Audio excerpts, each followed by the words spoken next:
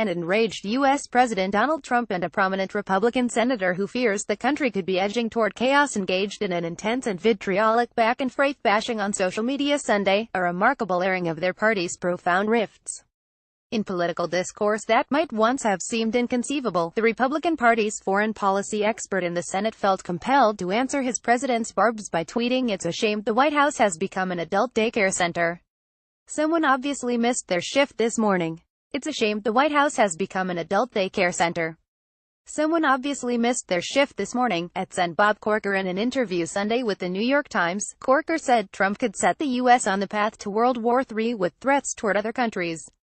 Corker also said Trump acted as if he were on his old reality TV show and that concerned the senator, adding he would have to concern anyone who cares about our nation.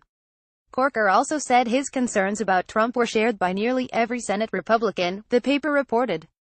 Series of angry Trump tweets and a series of stinging tweets earlier in the day. Trump contended Corker was largely responsible for the horrendous Iran nuclear deal, which the Democratic Obama administration negotiated and Corker considered badly flawed. The senator also tried to require that then-President Barack Obama submit the accord to Congress for approval, and tended to obstruct the White House agenda, though he offered no evidence for saying he expected Corker to be a negative voice.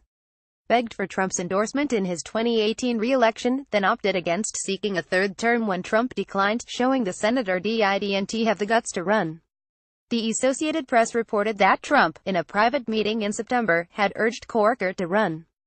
Corker's chief of staff, Todd Womack, said Sunday that Trump called Corker last Monday to ask that he reconsider his decision to leave the Senate. Trump reaffirmed that he would have endorsed him, as he has said many times, the aide said. "Wanted to be Secretary of State, and I said no thanks," said Trump, who picked ExxonMobil's Rex Tillerson for that cabinet post. Corker, the Senate Foreign Relations Committee chair, was mentioned as a possible pick after the election. Caucus agrees on Trump. Corker says Trump added another tweet Sunday evening. "Bob Corker gave us the Iran deal, that's about it. We need healthcare, we need tax cuts reform, we need people that can get the job done." Corker always had been one to speak his mind, and even before Sunday's verbal volleys, his new free agent status promised to make Trump and the party nervous. Already, there was the prospect of even more elbow room to say what he wants and to vote how he pleases over the next 15 months as Trump and the party's leaders on Capitol Hill struggle to get their agenda on track. Not long before Trump's tweeting, White House Budget Director Mick Mulvaney said on NBC's Meet the Press that it's going to be fun to work with Corker, especially now that he's not running for re-election, because I think it sort of unleashes him to do whatever, and say whatever, he wants to say. In his interview with The Times, Corker said, "Look, except for a few people, the vast majority of our caucus understands what we're dealing with here," adding that of course they understand the volatility that we're dealing with and the tremendous amount of work that it takes by people around him to keep him in the middle of the road. Tillerson, mad is separate U.S. from chaos. Corker, a fiscal hawk, is holding the Republican Party's feet to the fire on tax legislation, declaring that he'll oppose any measure that increases the national debt by a single cent. Republicans hold a narrow, 52-seat majority in the Senate, and just 3 defections would torpedo the top priority in their partisan push.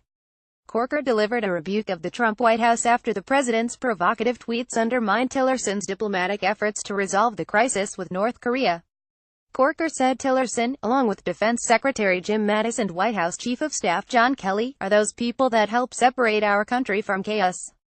Trump's latest broadside came a day after he said he spoke to Minority Leader Chuck Schumer about working on healthcare legislation. Jonathan Ernst Reuters and Corker will be at the center of what may be a stormy debate over the future of the Iran agreement. Trump's hostility toward the deal has stoked concerns he's aiming to dismantle the international accord despite Europe's objections. Corker is opposed to scrapping the agreement outright. "You can only tear these things up one time," Corker said.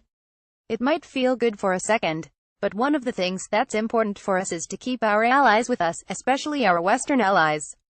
Throwback to fiscally conservative Republicans. Corker is the latest Republican to face Trump's wrath.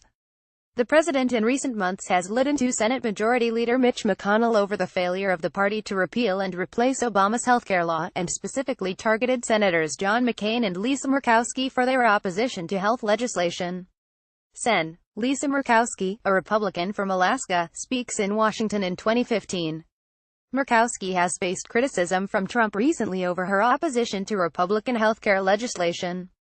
J. Scott Applewhite, Associated Press. Trump's latest broadside came a day after he said he spoke to Minority Leader Chuck Schumer about working on healthcare legislation, a fresh example of his occasional outreach to Democrats. Corker, 65, announced last month that his second, six-year term would be his last. The self-described citizen legislator and former Tennessee finance commissioner now stands as a throwback to the fiscally diligent Republicans of yesteryear as his GOP colleagues embrace tax cuts that they contend will pay for themselves by spurring economic growth.